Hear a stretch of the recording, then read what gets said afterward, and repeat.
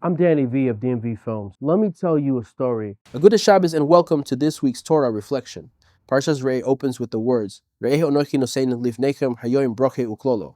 Devarim 11:26. See, I am placing before you today a blessing and a curse.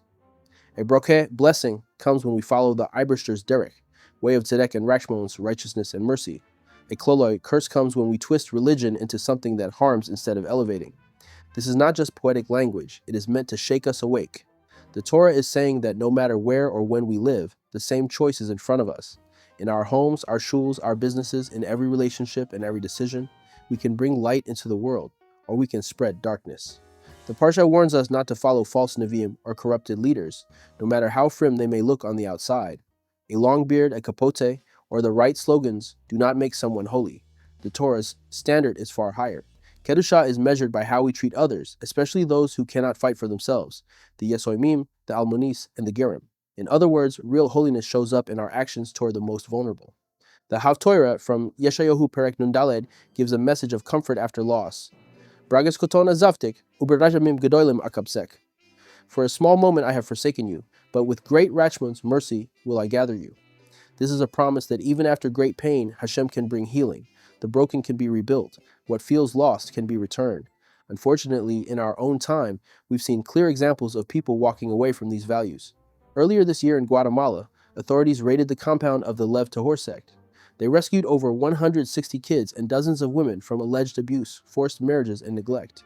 These actions were a complete violation of Torah ethics, a Chilul Hashem in its purest form, twisting the language of religion to justify harm. But here is something that must be made clear. The wider Orthodox Welt utterly rejects such behavior. Mainstream Orthodox communities and leaders have condemned Lev Tahor for years, and in many cases it was from Yidden themselves who stepped forward, sometimes at great personal risk, to report these crimes to the authorities. They understood that to remain still in the face of wrongdoing is to share in its guilt. This is exactly the choice Parshas Re'eh puts before us, the broche of justice or the klolo of moral corruption. Lev Tahor's actions were not, as some might say, strict Yiddishkeit. They were the opposite, a betrayal of the Torah they claim to follow. Our takeaway this week is simple but powerful. Integrity is non-negotiable. If we see injustice, even in a group calling itself religious, we must act. Community responsibility matters. It is not enough to avoid doing wrong ourselves. We must also protect others from harm. Yeshayohu's promise still stands. Even after deep hurt, there can be healing when we choose compassion and truth. Parshas Re'eh tells us that the broche, or the kloloi, is not decided for us, it's in our hands. Every choice we make either strengthens the world's kedusha or weakens it.